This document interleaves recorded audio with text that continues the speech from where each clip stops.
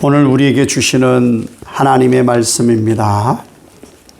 구약 성경 시편 55편 22절 말씀입니다. 시편 55편 22절 말씀 봉독해 드리겠습니다.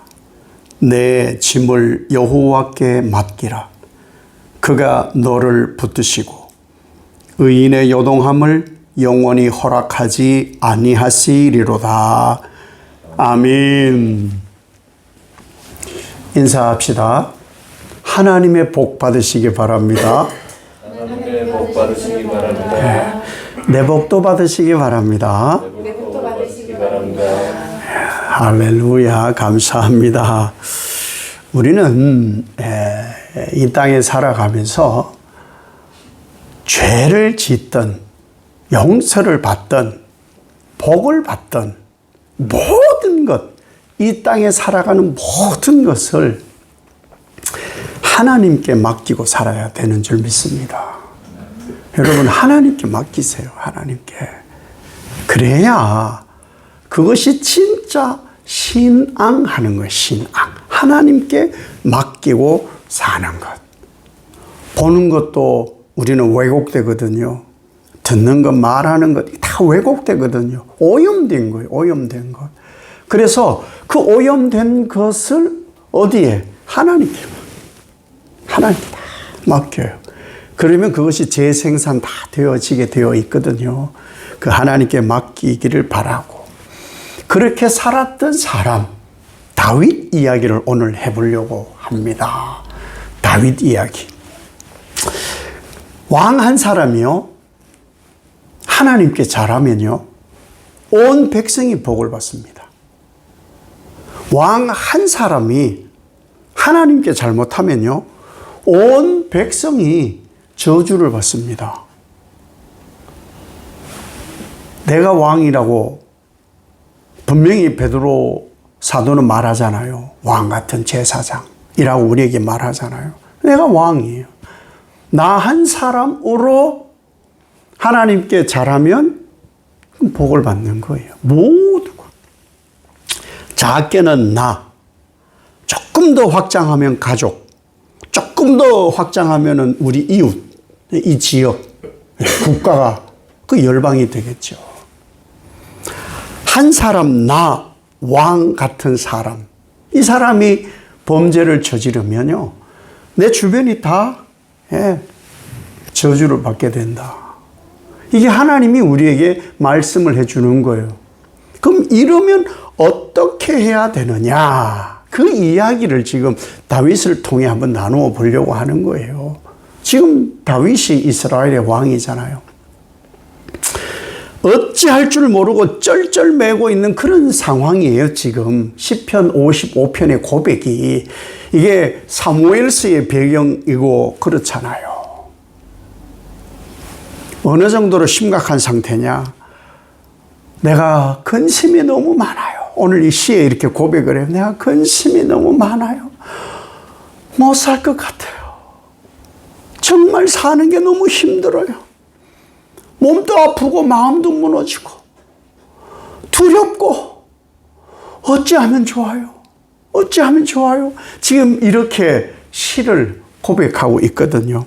자, 왜 이러냐? 왜 지금 그 우리가 잘 아는 다윗이 왜 이렇게 무서워 떨고 쩔쩔매고 있느냐?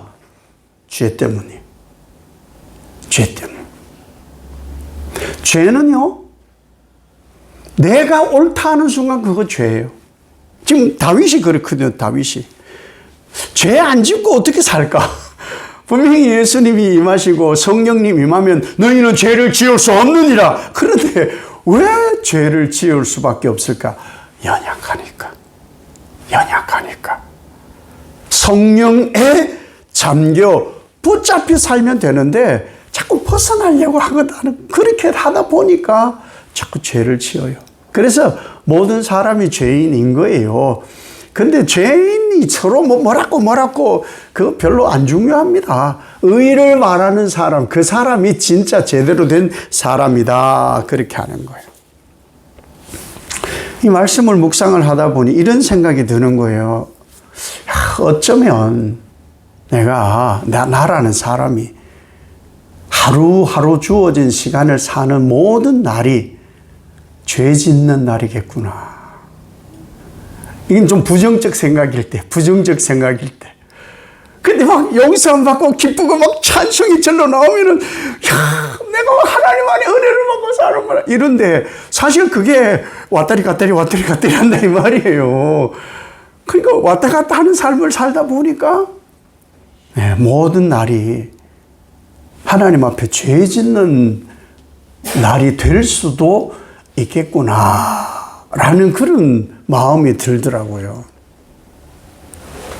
그래서 이 다윗이 지금 힘든 거예요. 다윗이. 왜요?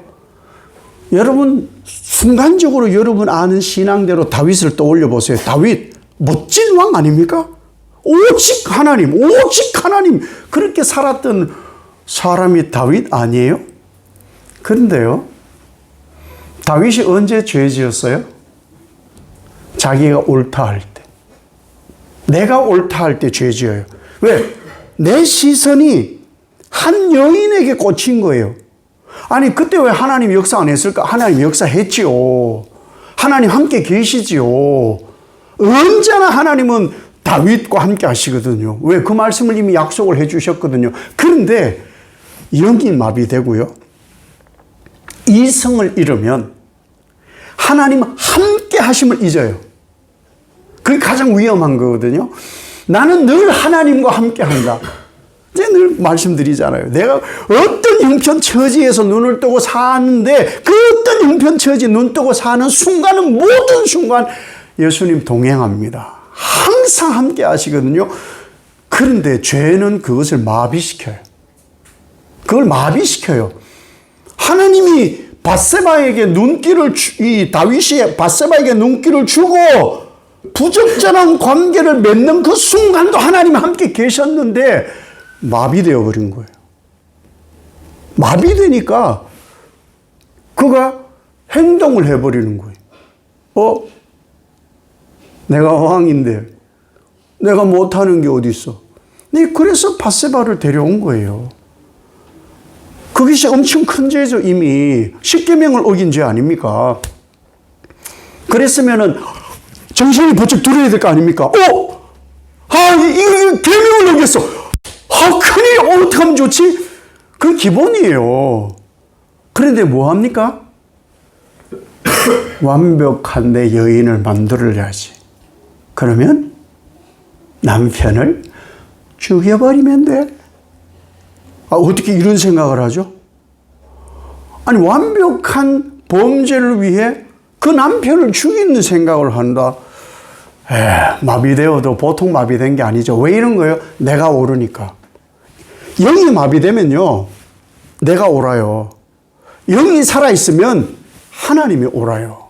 그것이 우리의 삶이에요. 보고 듣고 말하고 생각하고 마음 먹고 행하는 것이, 그것이 하나님께 깨어 있어야 그것이 옳은 거예요. 그것이 진짜거든요. 이런 삶을 살았다. 그런데 더 무서운 게 뭔지 아세요?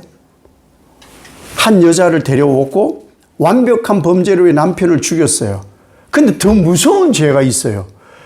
하나님을 속이려고 해요. 이 범죄를 은폐하려고 한다 이 말이에요.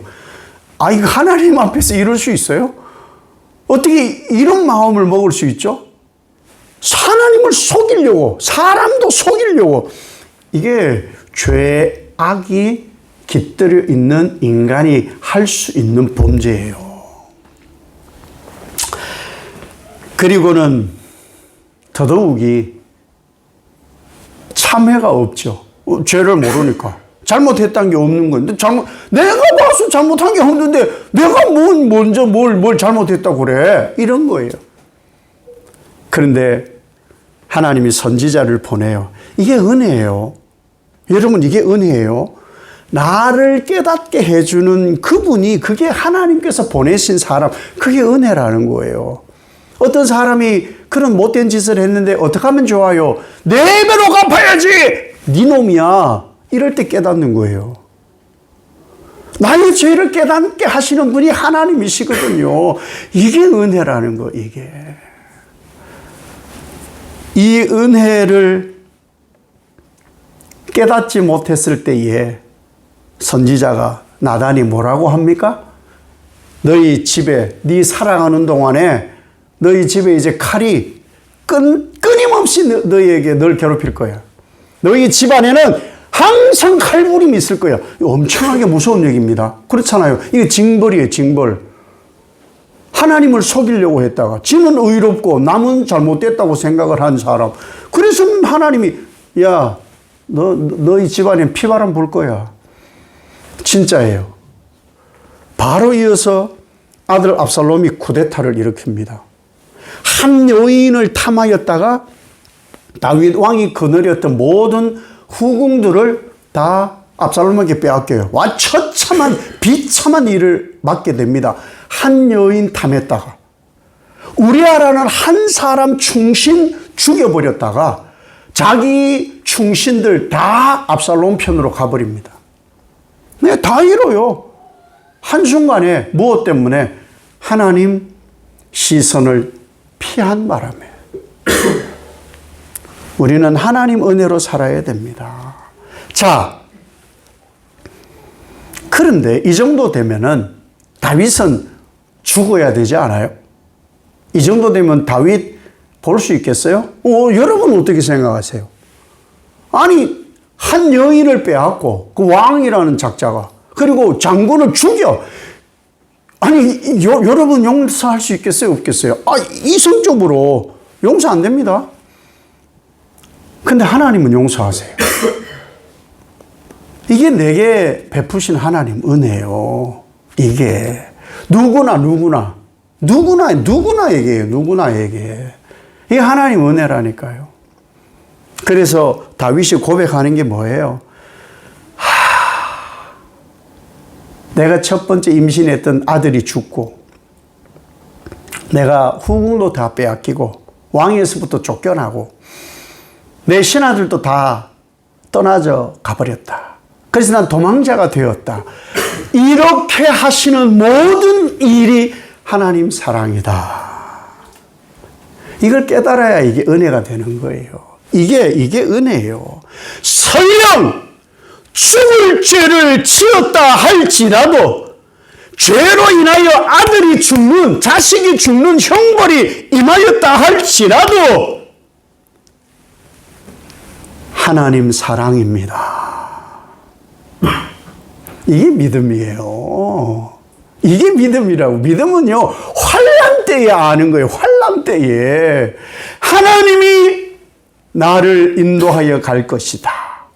내게 하시는 이 형벌과 징계가 하나님의 사랑이시라. 이것을 깨닫는 거예요. 근데요, 대체로 사람들이 이렇게 안 살거든요. 지 잘났다고 했는데 누가 뭐라고 하면은 원망하죠. 도리어 원망하지. 너 왜 그랬어? 너 왜 그랬어? 너 왜 그랬어? 아니, 내가 할 만해서 그런 거 아니냐. 이렇게 된다니까요. 그런데 하나님은 그것까지 다 품으시는 거예요. 다 품으시는 거예요. 그것이 바로 하나님의 사랑이라는 거예요. 그때로부터 다윗이 새로운 국면을 맞게 됩니다. 그래서 하나님께 기도하는 거예요. 시편 55편 1절, 오늘 본문 1절에 하나님이여 내 기도에 귀를 기울이시고 내가 간구할 때에 숨지 마옵소서. 16절에 나는 하나님께 부르짖으리니 여호와께서 나를 구원하시리로다. 17절에 저녁과 아침과 정오에 내가 근심하여 탄식하리니 여호와께서 내 소리를 들으시리로다. 아멘. 예수님은 마태복음 7장 11절에 너희가 악한 자라도 좋은 것으로 자식에게 줄 알거든. 하물며 하늘에 계신 너희 아버지께서 구하는 자에게 좋은 것으로 주시지 않겠느냐. 아멘. 내 자식이 악해도 좋은 걸 주거든요. 하물며 하나님은 우리에게 더 좋은 것을 주시는 분이에요. 우리는 그래서 이렇게 기도해야 되는 거예요. 시편 55편 4절 5절에 내 마음이 내 속에서 심히 아파하며 사망의 위험이 내게 이르렀도다. 두려움과 떨림이 내게 이르고 공포가 나를 덮었도다. 아멘. 죄 때문에.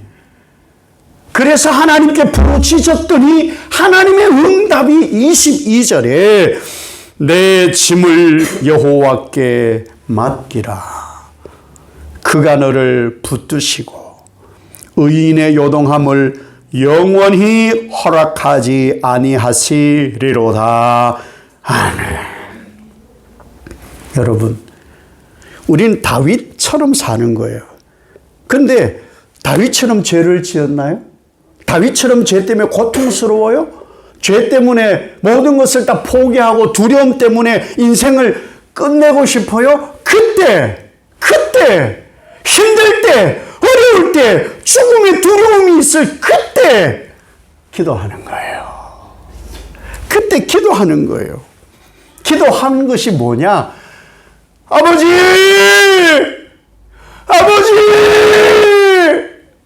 도와주시옵소서. 그리하면요, 하나님은 형벌이 끝날 때까지 인내할 힘을 주셔요. 형벌을 끝내지 않아요. 왜? 죄는 형벌이 있으니까. 형벌이 끝날 때까지 인내할 힘을 주시는 거예요. 인내할 힘. 하나님이 용서하심에 대한 소망을 우리는 키우는 시간이 우리에게 있어야 되는 거예요. 그 인내하는 시간, 그 인내하는 시간에 내 인격을 다듬고 내 영성을 다듬고 나의 신앙의 삶의 변화를 다듬어가는 과정인 거예요. 베드로는 몰랐어요. 예수님 마음을. 그러니까 베드로가 불평하는 거예요. 예수님 마음이 되어야 되는 거예요. 우리는 그때마다 상대를 이해하는 단계가 있거든요. 가장 완벽한 단계가 누구시냐? 아버지 하나님. 그래서 우리는 뭘 해야 되느냐? 아버지! 주여!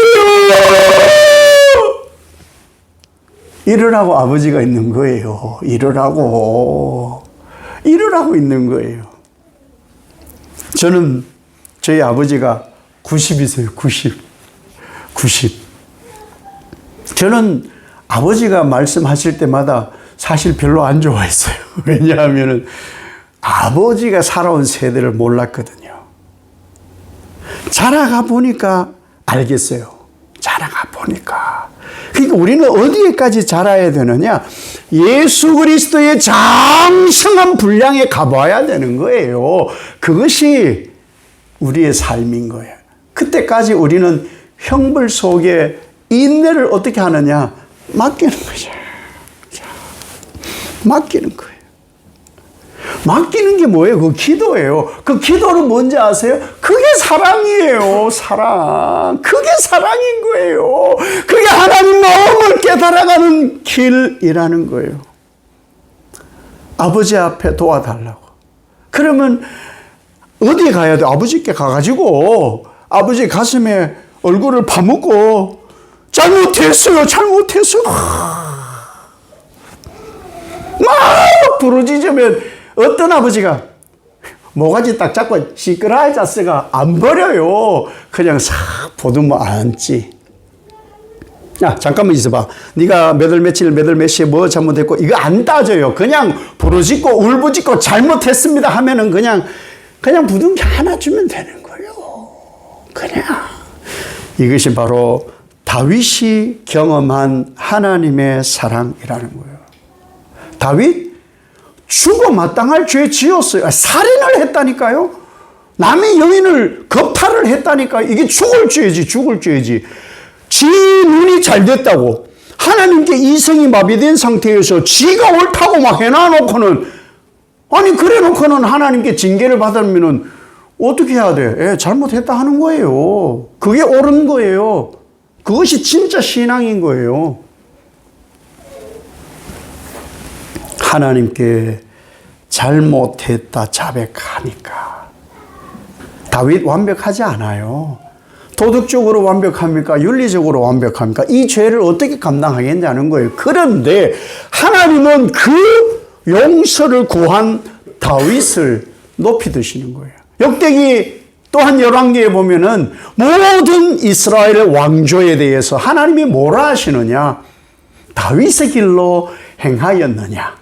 다윗의 길로 행하지 않았느냐? 이것이 기준이라는 거예요. 그렇게 파렴치한 범죄를 저질렀다 할지라도 그것을 기억하는 하나님이 아니고 용서하신 하나님으로서 다윗을 높이 드사 다윗의 길로 행하였느냐? 다윗의 길로 행하지 않았느냐? 그래서 우리는 주님의 마음을 가져야 돼요. 예수님이 뭐라고 하시느냐? 마태복음 11장 28절에 수고하고 무거운 짐진 자들아 다 내게로 오라. 내가 너희를 쉬게 하리라. 아멘. 죄악의 짐은 무겁습니다. 인생살이가 죽을 지경이에요. 그때 뭐 하느냐? 주여 아버지! 그때 하는 거예요. 그 하나님께 다 맡겨요. 맡기면 그 맡겨놓고 나서 빈손에다가 하나님의 영화로움을 가득 입혀주십니다. 그 하나님의 영화로움이 여러분에게 충만하시기를 예수님 이름으로 축복합니다. 아버지 하나님, 하나님의 마음을 이제야 압니다. 이만큼 성숙하게 하옵소서. 인생사 나는 어쩌면 다윗보다 더 악할 수도 있습니다. 그러나 하나님은 용서하십니다. 그리고 위대하게 높여주시고 영화로움을 덧입게 하십니다. 모든 것 다 맡겨드립니다. 하나님 양육하시고 하나님 동행하시고 영생의 길로 인도하옵소서. 예수님 이름으로 기도 올리옵나이다. 아멘.